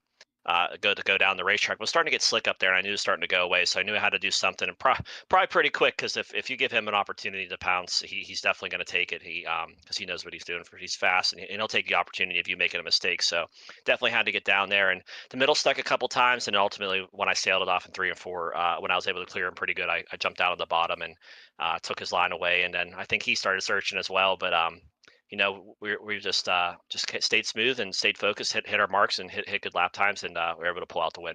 And I'll tell you what, Gavin, I mean, obviously, Blake, love the kid. We share a last name, man. I root for him, but I don't think you really realize what you just did. I mean, yeah, he's only won 2 races this season. Should have won them all, involved in a couple incidents here and there. And, man, he had been winning these things by, I think he won one by 9 seconds. So to come in here and just tear it down, man, really catch him off guard. I mean, when you go down and hit the bottom through 1 and 2, you got him pushing it so much that he's missing his entry. I mean, you had him driving tonight, Gavin. What a wheel, man. Congratulations on the win. Who you want to thank? I just want to thank you for doing an awesome job with the broadcast, Shaggy. It's always fun to go back and watch them too as well. So I always look forward to doing that after the races. I just want to thank Coast to Coast, all the sponsors, all the admin, everybody involved in this league to allow us to put these races on, allow us to come out here and put on a good show for everybody. I just want to thank Full Throttle Motorsports FTM, Mike Schick Motorsports Design, Velocity Race Design, Northeast Outlaw Motorsports, Chatham Motorsports, Swan Speed Shops, and Super Dirt Car Series. I want to thank all the sponsors, all the help, the support to the team. I just want to thank the fans for coming out and watching these races and supporting this league, and I hope we put on a good show for you all tonight. And I just want to thank my fans as well for coming out and watching the races and supporting. Well, dagnabbit, Gavin, you're not allowed to leave yet. I even told Dean I'd forget to ask. I forgot to ask Blake, but all right, when we unload this 410, man, do we tune down any power or do we let that thing sing? I can't give away my secrets there. All right. Well, hey. No, I think it's a very fine. I'll be honest. It's a very fine line between tuning it down too much and not tuning it down enough. I'll be adjusting. Yeah. I don't want a number. I don't expect a number. I don't expect a number. I just didn't know if you're one of those guys who play with it. Because like what Dean had mentioned, I mean, I forgot to ask Blake. But normally he's one of those guys, he rarely touches that thing. I don't know how he does it on the bottom, but he normally doesn't touch it. And then I know guys like Patrick Spangler, they'll turn it down in the 80s. But, everybody, different strokes for different folks. But I expect you up towards the front at the end, Gavin. Great run here in the 360s, man. I'll be rooting for you. Thanks, Shaggy. I appreciate it. Yeah, no, it's a fine line, like I said, but I mean, it's double-edged sword too. Just real quick, since you're asking about it, it's a double-edged sword. You give away the horsepower because once you give it away, you can't get it back. So it is a fine line, and what do you want to do? And some guys it works well, they don't do it at all, and some guys, I will say, if you drop it down, it does help with if you make some mistakes, it definitely helps you correct them a little bit easier. Obviously, with having the less horsepower, but it also depends on how slick the track is too. So we'll get out there, run a couple laps, and see what it looks like, and probably go from there. Well, hey, we'll be rooting for you, Gavin. Good luck, man. The Dark Knight brings home another checkered flag. Congratulations. Thank you. Your feature winner in the 99. And, I know Blake has his fans out there, and it's clear. I root for Blake. I think he should be running Pro Series, to be honest with you. Kid's really good. He's one of my favorites. But, man, when you come in and you burn the place down when Blake has just been building it up, dominating, and to come in and win in that fashion, not start on the front row, have to work your way through some fast guys. Heck of a win for the 99 of Gavin Chatham, and hopefully he can come back here in the later weeks, keep Blake on his heels a little bit. But that's going to do it for the 360 portion of Hometown Heroes. Stick around, and we're going to be right back with your Flatline Racing Bodies 410s at the Huset Speedway. Stick around.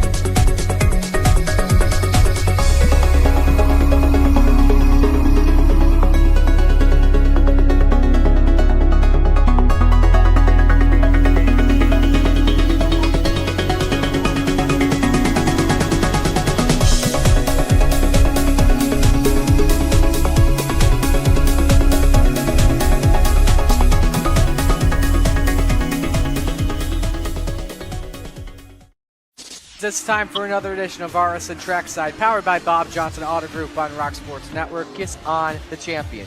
Trying to be a bit of a hiatus, so let's get... Tonight we'll be talking about it.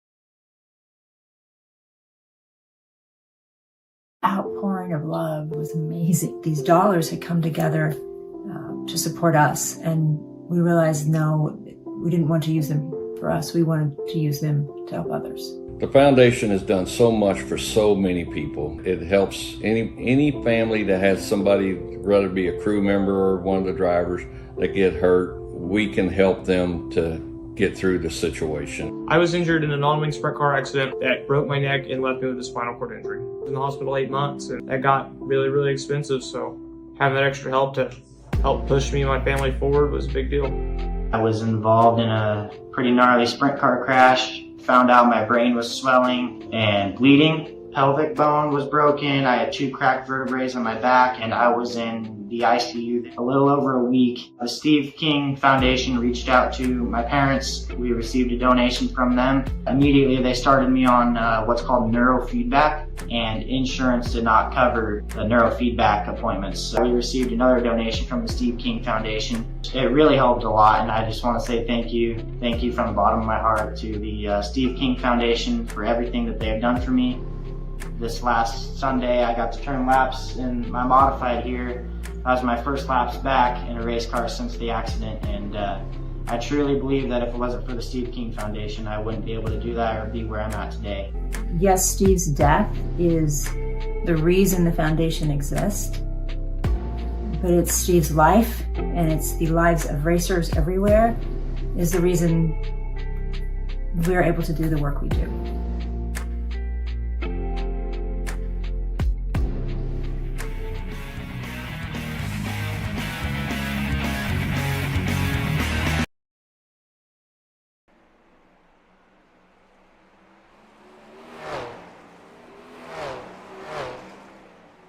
We're back live on the Coast to Coast Racing Network. I'm with Zach Chapman with Shaggy TV. And we're ready to bring you part 3 of 3. There's Terry Landis makes contact right in front of the camera. Here at the Huset Speedway, we're here for the Flatline Racing Bodies 410s. But seen it play a couple times throughout the night, but I want to touch on, it's one of the most, that isn't a very correct English way to say it, but Coast to Coast, you know, they do a lot here with charities, and we got another big one coming up, and this is for a real important foundation. The Coast to Coast Racing League and Extreme eSpeed TV proudly present the 2nd annual Coast to Coast Speed Week, with all proceeds benefiting the Steve King Foundation. Join us for an adrenaline-fueled journey. 2 tracks, 10 cars, 10 races, $500 in payouts. Door prizes, as well as a trophy to the overall winner. So if you're interested, go to c2crl.com to sign up. It's going to be an awesome event. Always is. Anytime Coast to Coast puts on a charity event, Knoxville Nationals has a special place in my heart. They do that for the Steve King Foundation as well. But warm-ups come to a close, and we get ready to roll into qualifying here at the Huset Speedway. We'll see who goes out on the racetrack first. Got my money on the 31 of Brandon Templeton, but I'm an honest man. I'd be wrong. Stephen Goldner. I'll show you where Brandon Templeton is. See, he's behind. Stephen Goldner wins the race off pit road. Going to rip the high side through 3 and 4. All that steam, take it low through 1 and 2, finds the grip, hooks up with that left rear, plants it in attack, goes back up top through 3 and 4. May not have liked his 1 and 2. Go back up top through 1 and 2. Let's see what he's got. Brandon Templeton is your pole sitter with an 11-11 for the 31. What can Goldner do in his second time around? The Brewerton Beast purple through sector 1. Jeff Barker puts it P2 in the 5-1-3. What can he do? Second time around as the salesman purple through sector 1. Not too sure what happened for Blake there. Was purple, now went purple in the bottom. Oh, there we go. I was worried he was going slow down the backstretch, but there it is. The salesman finds the speed at 10.9. Tells Barker to scoot on over, and Blake, does he go quicker the second time around? The answer is no. Because of the Dark Knight, your 360 winner, currently P4. Can he find improvement? He gets so close to that wall, but slower on lap number 2. And Gavin Chatham must stay out here, do a little work, see if he can't figure something out. I think maybe he realized I should have stayed low. Gavin improves a little bit there. That would have been a 10.90, which would have put Gavin on the pole, I think so. Coulda, woulda lap for Gavin Chatham is Jeff Barker, Brandon Templeton, your top 3 behind the salesman, Blake Chapman, who was also, surprise, surprise, that's the surprise of the night, winning all 3 divisions here. Blake Chapman, 306 points. Brian Moore Sr., 263 in second. And Andy Patton, third in points. As we see, they're ready to roll for heat race number 1. Let's take a look at the starting lineup. Row number 3 on the outside, the 161, the Desert Demon, Terry Landis.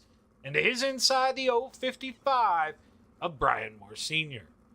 Row number 2 on that top shelf, the salesman, Blake Chapman. He's your pole winner. And to his inside, the 31 of B10, Brandon Templeton. Row number 1 for heat race number 1 in your flatline racing bodies. 410 sprint cars on the outside, the 87 of the General Andy Patton. And to his inside, starting on the pole, the 7 of Bob DeGood. Bob DeGood going to look to take advantage of this front row starting spot. Can he set the pace here early? Going to have to see what Blake Chapman does. Gets the pole, but a 4-car invert. Now Brandon Templeton. Is there a good midget race? Tough luck in the 360s. He's back at it here one more time. Can he change the tide? 6 laps to play in the clay here at Huset Speedway. Heat race number 1 underway. Oh, Bob DeGood looks to the inside, and he sees the 31 of Brandon Templeton. He's down there. Bob tries to shut the door. Nothing Brandon Templeton could do, and add to the heartbreak for the 31 as the salesman and his teammate Terry Landis go right on through. And Andy Patton clips that inside berm. He's looking now. He's got to fight a loose race car. He settles it down. But the top 4 are all spaced out here as we roll through 3 and 4. We'll show you what it looks like. Blake, Terry, Patton, Moore. That's your top 4 is Brian Moore. This is going to be really the only, well, I say the only battle, but Terry goes to the outside, has a little hiccup, and all of a sudden Andy Patton starting to reel him in here. There's enough time for the general here as we hop under that front wing. You better not rip it off or we're going to lose the camera as the white flag flies. One more trip around for the salesman. Blake Chapman through 3 and 4, comes off the corner, checkered flag flies, and he takes home heat race number 1. Terry Landis holds on to P2. Andy Patton, Brian Moore Sr., Bob DeGood, and Brandon Templeton round out the field. As we take a look at our second and final heat race of the evening here for your Flatline Racing Bodies Hometown Heroes. On the outside of row number 3 in the 814, Brad Waite. And it is inside the 41 of the Librarian, Pat Boyce. Row number 2 on the outside, the Brewerton Beast, Jeff Barker in the 513. And it is inside the 99, the Dark Knight, Gavin Chatham. Row number 1 for your Flatline Racing Bodies 410 Sprint Cars Heat Race number 2. On the outside, the 30 of Steven Goldner. And it is inside the 79 of Dean Reynolds. As we get to refresh this again, but I'll tell you what, that's the benefits of, you've heard me say it many times, racing with these guys for so long. I personally don't need an overlay. You probably don't either. I know all these drivers. As the green flag's high, it's ready to fly. Dino drops the hammer in heat race number 2 underway. Steven Goldner with a rough start. Gavin gets into his teammate. Goldner goes up and over. And man, oh man, Dean Reynolds at 79. Something not handling right on that thing, and he's got to settle it down. But meanwhile, the Librarian took the kids to school, takes the lead. As Brad Waite trying to mount a charge here on the outside in the 814. Pat Boyce clips the apron. Brad Waite thinks about looking low. Pat shuts the door. 4 laps to go here, plenty of time. Does Pat Boyce close the door? The answer's yes. Goes low, Gavin Chatham. He's trying to find some grip down there as he looks low. What kind of run can he get off of 2? Side by side as they enter the corner. Gavin's got to keep it low as Brad's right there in the Librarian. Class is almost over here. 1.5 more trips, 6 more corners. Can the Librarian hold on? Gavin Chatham, big swing, but he's got to pitch it off. White flag flies. Oh, that is not the correct camera. Terrible view, but Pat Boyce through 3 and 4 for the final time. And Pat Boyce brings home heat race number 2. Gavin Chatham, P2. Brad Waite, 3rd. Jeff Barker, 4th. Dean Reynolds, 5th. And Steven Goldner with a heartbreak there, coming home 6th as we take a quick break here on the Coast to Coast Racing Network. And we'll be right back with your Flatline Racing Bodies 410 features. Stick around.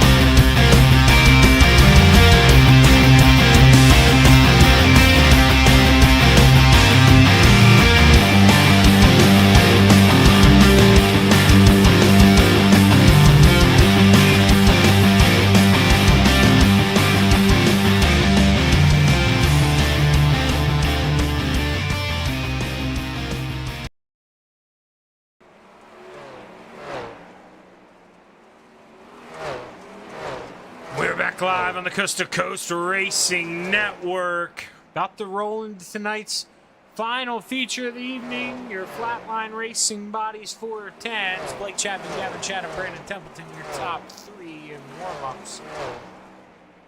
Those two gave us a treat in the 360s. Will we get it again? Here come feature time. Let's take a look at the starting lineup.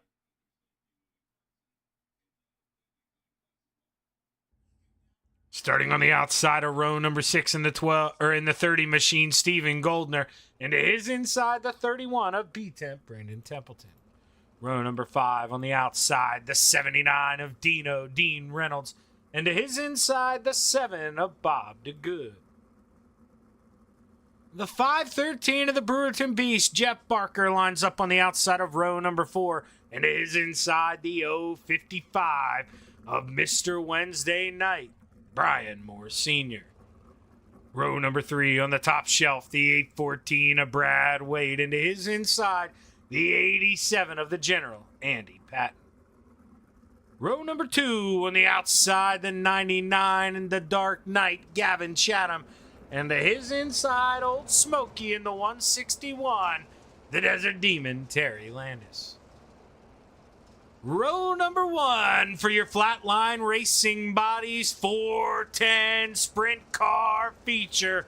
On the outside, the 41 of the librarian Pat Boyce. And starting on the pole in the 20 machine, the salesman Blake Chapman.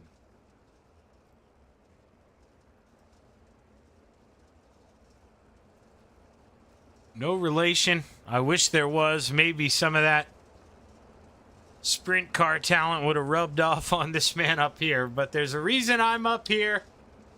And they're down there as we roll around one more time behind the Steve King Foundation pace truck. 25 laps at the Huset Speedway. 12 410s purring around at pace speed are about to scream. The green flag is high. It's ready to fly. 25 laps to play in the clay at Huset Speedway. Oh, man, drivers mixing it up here early. Terry Landis right to that inside. Pat Boyce slipping up a little bit on the restart. And, well, Gavin Chatham, he's going to wonder where he needs to go. He's going to take a look here in the middle, going to wonder if he can get around the 41. But he takes a peek to the inside. Andy Patton was there for just a second. And you don't want to race too long because this guy out front, Blake Chapman, he's going to walk away with it. But Terry Landis doing a great job right now of holding on to P2 as Brian Moore Sr. in the outside wall. Caution is out. See if we can take a look at what happened to it and see what happened to that 055. Oh, okay. Sorry, Shaggy was looking down at my controller monitor. Clearly, it started already. Let's see. So Dino gets a little squirrely up top. Goldner thinks about ducking in the middle there, but he couldn't go up real high because Dino was up there. And Brian just comes across that left front and, probably did not know Goldner was there. At this point, the right front's broken. He can't steer, so he needs to stop. Takes a while for the caution flag to come out. Eventually it does. It may make it a little interesting up front now. The Desert Demon going to be stuck on that top shelf. Blake will want the inside. Lights are still on the Steve King Foundation pace truck, not going back green just yet.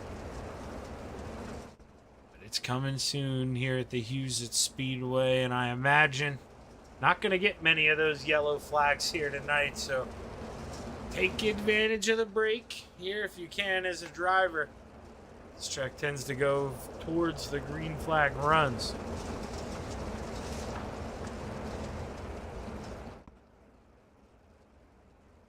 Final time down the backstretch under pace speed as the Steve King Foundation pace truck lights are off. The two KSR teammates, Krite Sim Racing 1 and 2, set to bring us back to the green flag. As the green flag is high, it's ready to fly. Blake Chapman drops the hammer and we're back underway. Good jump for Blake. Now the back. Oh, contact me in the back. Dino up and over. Oh, boy. He takes the wing with him. No caution flag just yet. Dino's going to try to get out of the way, but man, oh man, him and Andy Patton wondering what they did to deserve that. The racing gods really let them down, but Gavin loving every second of it. He took advantage. He goes up to P2. Now he's going to see if he can run down the 20 of Blake Chapman, who wasted no time getting up to that top shelf. He's not going to allow the 99 to rip around him one more time as you see him battling there in the back. Brandon Templeton, look at him. He's taking a peek down low. Can he get by the Librarian? B-Temp involved in that early accident in the heat race. None of his fault. But he's moved on up, got himself into the top 5, looking to make it a little more. The Librarian, he's looking good. Loses the rear end a little bit there, but Gavin Chatham, cue the jaw music. Dun-dun, dun-dun.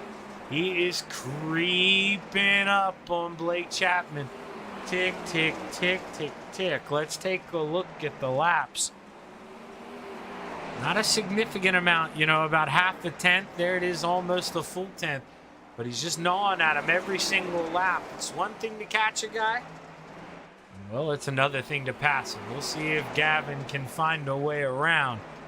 As he reels him in one more time, a tenth and a half.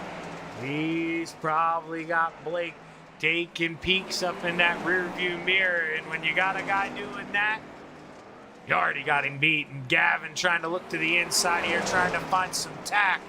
Gotta go where Blake isn't. As man, I want to look at other battles on the racetrack, but right now, you know how quick it can go in dirt. These guys right on each other. Let's see, though, getting pretty good back here. Steven Goldner on the inside of the Librarian. He's trying to follow Brandon Templeton around. Him and the 41 make contact. Pat Boyce gets into the outside wall. Does a little magic trick. Gets the wing back. Still rolls on. We take a peek back up front. 10 laps to go as we come down the backstretch. Looking to get 9 to go coming out of 4. Gavin Chatham searching all around. Trying to make it work as he gets to the inside. Andy Patton gonna pull one out of the way. No slide job for the lead. Gavin gonna stay upstairs. Maybe had a chance. 8 laps for the boys to play. Can Gavin find a way around? As you see there, Terry Landis all by his lonesome in P3. He doesn't even get to watch this. We're getting treated to something Terry's gonna have to go back and watch later. But Blake now, he's smoothing it out. He's digging that lead back. Got it back to 0.4 of a second with 6 laps to go. Did Gavin wear down the chisel, or can he keep etching into that lead? 5 laps to go. What do you do if you're Gavin Chatham? Do you make a big move? You're not points racing. The guy in front of you is. I think that means you can be a little more aggressive. Maybe force Blake to play a hand he doesn't want to use. Coming through 3 and 4, 3 laps to go. They're right there. Gavin trying to use up all that racetrack. He's a quicker car in 1 and 2. Blake's maybe got the edge here in 3 and 4. What can Gavin do? Coming to 2 laps to go. He sends it back down on the bottom. He's taking a peek. Not going to throw the slide job. Going to keep it down low. White flag flies. We're side by side. Does Gavin throw it in here? He's going to keep it down low. Who's it going to be coming to the line? Blake Chapman wins the 410 features presented by Flatline Racing Bodies by 0.03 of a second over the Dark Knight Gavin Chatham. Terry Landis, P3, Goldner 4th, and the Librarian rounds out the top 5. Great run for the 41 of Pat Boyce. But boy, oh boy, Gavin, he got close. Just couldn't find the grip, and the salesman going to be talking to us last here after bringing home the 410 checkered flag. Great run, man. Huset Speedway. This has been a phenomenal Hometown Heroes, and I hope the rest of the league agrees. Hopefully we can keep this track in the schedule, like, or in the rotation is what the word I was looking for. Definitely racy, promotes good racing, and we were treated to another one here tonight. Let's see if we can pull up the guy who finished P3, and it's this man, That's very good. the Desert Demon, Terry Landis. Terry, Hey, Jaggy. how are you doing, man? Another podium in that purple Jeters machine. You got that thing rolling this season. How you feeling? Oh man, what a workout! We were just talking. That was a workout, that race. Yeah, I mean, you've been around all night, and I think combined, Terry, 5 or 4 cautions. So, I mean, how the arms feeling? I mean, you whooped. Yeah, that's what me and Pat were just talking about. Blake, we're just talking about that. We all feel like Popeye. Oh, Blake can't be whipped, can he? I mean, what is he, 17 years old? Come on. Yeah, I know, right? He could go another 100-lapper probably. Yeah, he's just trying to make us feel better. But Terry, man, you had to work hard tonight. An interesting start there. You had fallen back to 4th, but you're able to move back on up. And, I mean, clearly 3rd place car tonight. But what do we got to do to go hunt down those front 2? Man, I'll tell you what, they had it locked down. That they followed the groove. It was running low in 1 and 2, I think, and then high in 3, 1 and 2, and low in 3 and 4 for me. Yeah, and I mean, Dino talked to us a little bit about that after the 360s and the 410, man, that much harder. But when you're rotating top one corner, bottom the other, how hard is it to just, I mean, to be perfect, not overdrive the entry when you go low? I mean, talk to us about that. That's why I'm 61 and Blake's 17, and he nails it every lap. But yeah, it's hard when you got to concentrate. I got to hit it up with this side, and then I got to hit it down low. Without smacking the walls. But it was pretty close up there. Night 1 and 2, there was a big lump in the middle of the turn. If you hit it wrong, it just threw you right to the left-hand side there. Well, yeah, we saw some cars bike sideways there and fight that looseness. But, man, you're able to overcome it tonight. Bring home another podium in the Purple People Eater. Congratulations. Who you want to thank, bud? Oh, well, thank Jeter, of course, and you for putting the show on. And who's the sponsor here, buddy? Flatline. That's what I thought. Flatline bodies, because they get wrecked and you need them sometimes, and they can fix you up. And then Galen's Homegrown Popcorn. Use the word cart and get 15% off.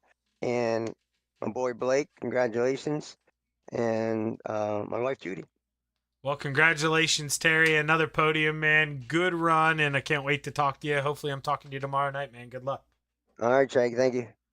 That's the Desert Demon, Terry Landis, your P3 finisher. And now we're going to bring up the man who the roles got reversed a little bit, but I'll tell you, you had a little bit more sand into that hourglass, and that 99, she was coming again.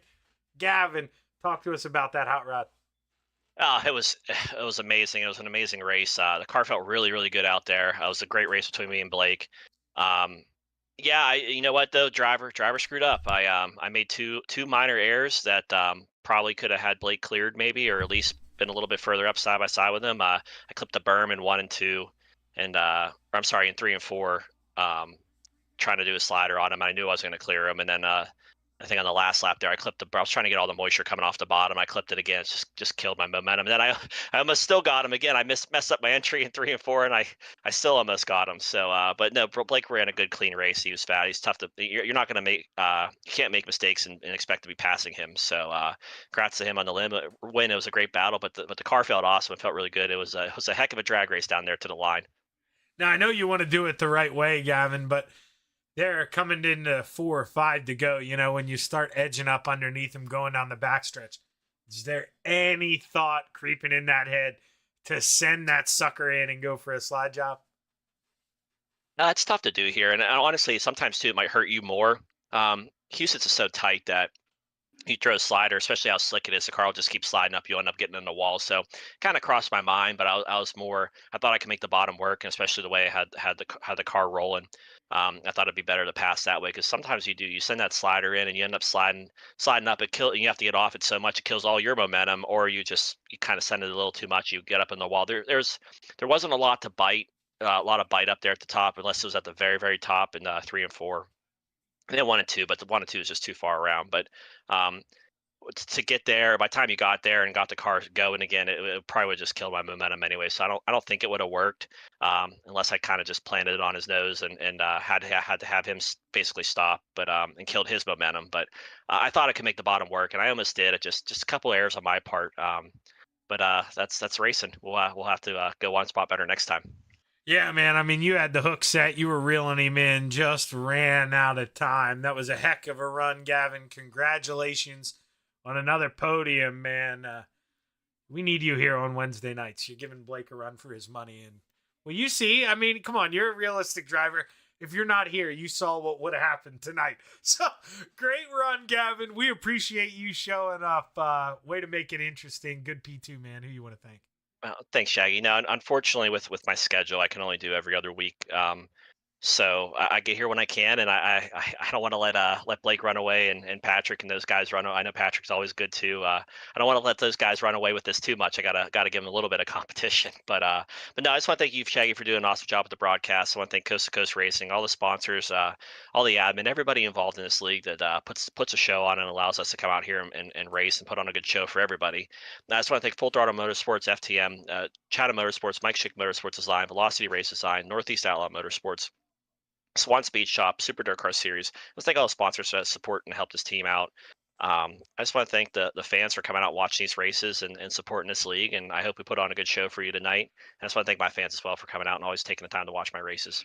A heck of a run, Gavin. Congratulations, man. A win and a P2. Nothing wrong with that on the resume.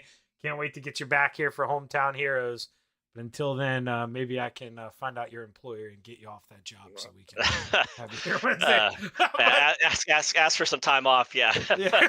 Hey, but great run, Gavin. Love having you, man, and good luck the rest of the season, brother. All right, thanks, Shaggy. We'll see y'all tomorrow night for the modifieds. Oh yeah, I'm sure we'll get an FTM podium here. I get spoiled. I can tell you one thing: it probably won't be this FTM guy because those guys are helping me out a lot, and I'm trying to figure them out still. But those guys are way better in the modifieds than I am. But we'll go put a show out there, and hopefully go towards the front. Well, you can be humble all you want to the fans out there, but I know better. You're not going to trick me. I'll see you up towards the front tomorrow, Gavin. Good luck. Thanks, Shaggy. I appreciate it. You have a good rest of your night. You as well. That's Gavin Chatham, your P2 finisher. And now Blake Chapman, he finally gets that top step here after getting edged. But boy, oh boy, it got close, Blake. But man, you went up there, you found that top shelf. You hung on to it. How'd the car feel? Yeah, I didn't feel too bad. It was a little closer than I would have liked for sure. Felt like that line in 1 and 2 was going away a little bit towards the end. Trying to mix my entry up just a little bit in that corner. Nothing was really working too well. I think that's where Gavin was getting me. That top in 3 and 4 was fast all night though. I was expecting that middle to come in, and I tried it a couple times, but every time I would, Gavin would just be right on my tail tank, then coming out of 4, and I realized the top was a place to be. And I thought I gave away the race there at the very end. Coming into 3, I tried to change my entry a little bit, went up a little higher, and I hit a rut and got tight, and I just nailed the gas all the way around the corner, and I was spinning the tires, but it ended up working out for me, just barely. Yeah, and I mean, you touched on it there, but we see you, sacrificing maybe a little corner speed there in 1 and 2 compared to Gavin with the way you talked about your entry. But was the top through 3 and 4 just that important tonight that that's where you had to be?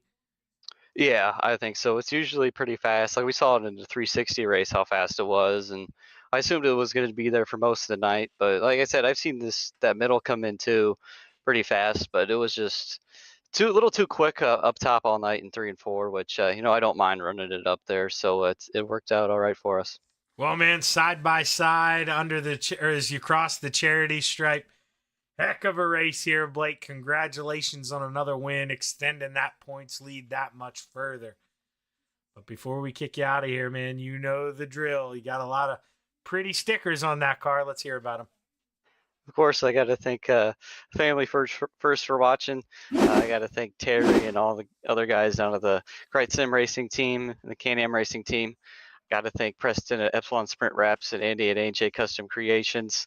I got to thank Dean Reynolds for the admin tonight. Got to thank Flatline Racing Bodies for sponsoring Hometown Heroes. And of course, I got to thank Galen's Gourmet Popcorn. They got some of the best stuff out there. You can head over to their website, use code CART, that's C-A-R-T at checkout for 15% off some of their very delicious product. And of course, I got to thank you, Shaggy, for putting this on each and every week. Well, hey, I appreciate that, Blake. Another good race, man. You guys treated me to amazing battles here on Hometown Heroes. And, well, I got to pick on you. Yeah, now here real quick. No Terry Landis in here. Be honest with us. You weren't really tired, right? You were making the old men feel a little better.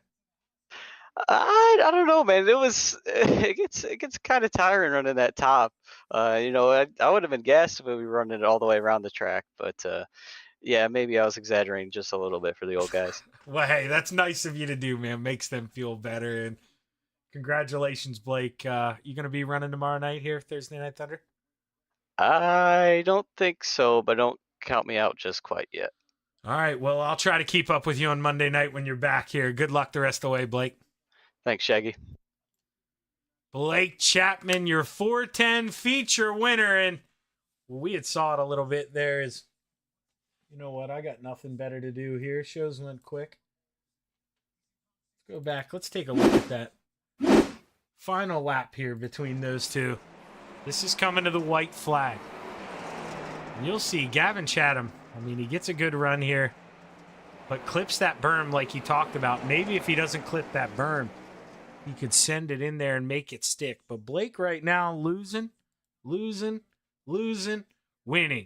as he takes momentum off that top shelf, edges Gavin at the line. And another great race, another amazing finish here on the Coast to Coast Racing Network. And with that, we're going to wrap it up. I'd like to give a shout out to everyone involved here, all the sponsors, Flatline Racing Bodies and J Custom Creations, Extreme E-Speed TV, Atlantic Management Resources, if I missed you, Venom Racing and Full Throttle Motorsports, they picked up one.